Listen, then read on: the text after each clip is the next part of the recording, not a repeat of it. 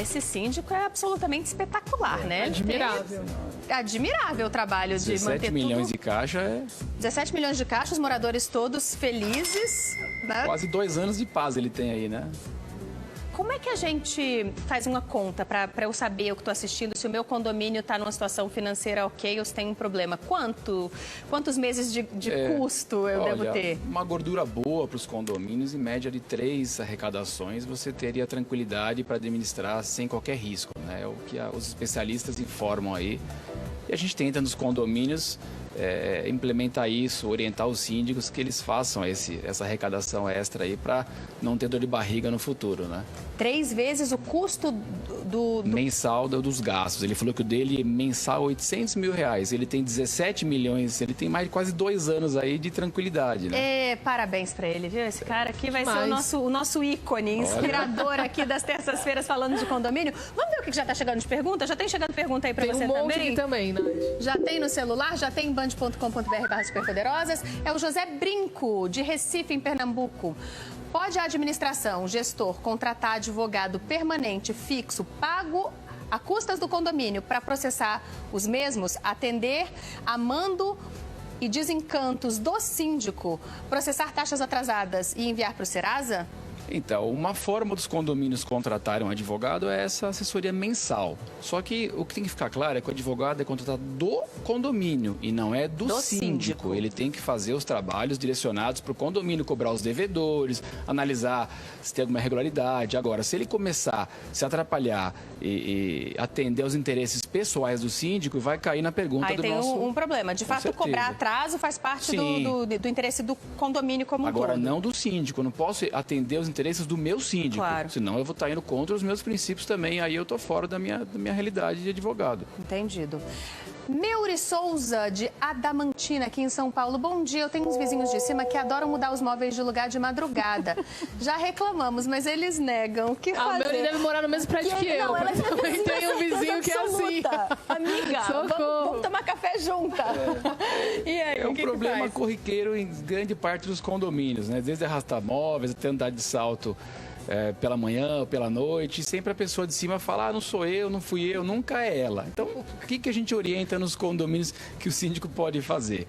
Ele pode, em conjunto com o morador de baixo, contratar um oficial do cartório para que ele vá no condomínio e, como o oficial tem fé pública, ele, eu, Zezinho, do oficial tal, solicitado pelo condomínio, vim aqui no condomínio no andar tal, e a partir das 22 horas, que é o horário que não pode ter mais barulho, presenciei o barulho oriundo da unidade de cima, tal. Ele faz uma ata, aquela ata vale como prova para aplicar multa e até para entrar com o processo. Como se o oficial fosse uma testemunha. O oficial tem fé pública, né? E aquela fé pública está certificando que existe um barulho oriundo de outra unidade, ele está relatando ali, é um documento oficial, uma prova.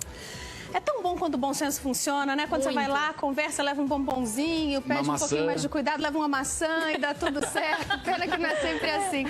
Marisa Vigo, de Curitiba. Bom dia, Marisa. Obrigada pela pergunta. Ela gostaria de saber qual é a lei que detalha sobre a divisão da taxa em relação aos apartamentos duplex. Ou de cobertura que possuem praticamente o dobro da área. Como é que... Então, esse assunto é bem polêmico, né? É polêmico, né? Até há uns anos atrás, você fazia a divisão pela fração ideal. Então, se minha cobertura tem 100 metros e uma unidade normal tem 50 metros, a cobertura acaba pagando o dobro. Só que aí, diante desse tipo de relato, muitos moradores, mas eu moro, eu e minha esposa, eu só uso o elevador igual a você, eu uso a garagem igual a você, por que eu tenho que pagar mais? Eu já pago IPTU a mais porque eu tenho uma metragem maior, eu paguei mais caro no meu apartamento porque é uma metragem maior. Então já tenho um entendimento aí bastante sedimentado do STJ no sentido de que o rateio tem que ser através das unidades. Tem 10 unidades, divide por 10 e não mais pela fração ideal. Já é um entendimento bem forte. Então, a justiça tem se manifestado nesse sentido, né? O que temos aí, Natália Souza? A Laís está com dúvida. A Laís de Minas Gerais, ela gostaria de saber se ela pode lavar o carro dela na garagem dela. Uma vez que a garagem é do apartamento, ela pode lavar o carro lá. Então, o problema de lavar a garagem, na convenção a convenção é a regra que norteia aquela comunidade, né? Então, naquela convenção, com certeza deve estar previsto que você não pode lavar a garagem. Por que você não pode lavar a garagem? Não é porque o síndico não quer, é porque a garagem, o piso dela, ele não tem a impermeabilização. Então, se eu lavar, ele vai infiltrar e vai dar problema no andar de baixo, consequentemente no outro subsolo de garagem. Alguns condomínios, os mais modernos, você tem lá a parte específica para que você possa lavar o seu carro. E aí vai ter lá toda a vazão de água, etc, etc, que não vai prejudicar. Agora eu não posso pegar o balde e sair lavando na minha vaga lá. As pessoas precisam conhecer a convenção do condomínio também, né? Muitos problemas acontecem por falta de conhecimento mesmo da convenção. A Sandra está perguntando qual é o processo que o síndico deve seguir em relação ao condômino que não cumpre o acordo de débito do condomínio.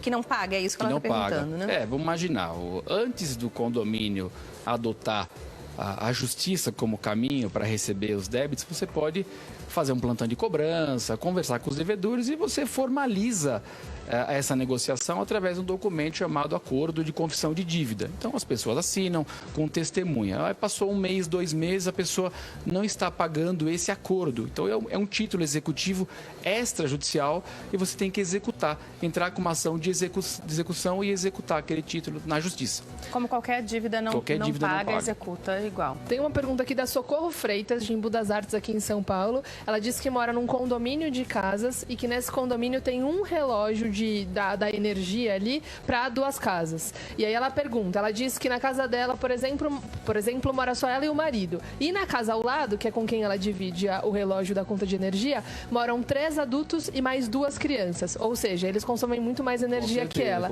Ela pergunta o que é justo, porque atualmente eles dividem a conta de energia pela metade, então cada um paga a mesma quantia. Ela pergunta se é justo, se alguma coisa respalda ela para ela pagar menos, uma vez que o consumo é menor. Olha, aqui é importante que ela vá atrás aí da concessionária, não sei se é Eletropaulo ou outra, e verifique se não tem a possibilidade de você separar os relógios, porque a coisa mais fácil que tem é você separar o medidor de energia. A água é um pouquinho mais difícil, aqui em São Paulo não tem ainda esse sistema separado que a Sabesp, no caso, faz a instalação, mas, por exemplo, em São Bernardo do Campo, Guarulhos, já a própria concessionária já faz a instalação individual. Então, o certo seria ela consultar a concessionária e verificar se tem essa possibilidade. Agora, claro que nos condomínios, se eu tenho 2 pessoas morando numa residência e na outra tem 4, o consumo de chuveiro, ferro elétrico é muito maior, então o certo seria você dividir pela uma fração. Pegar o todo, eu pagaria 2 e o outro pagaria 4. Dividir certinho para ter o bom senso.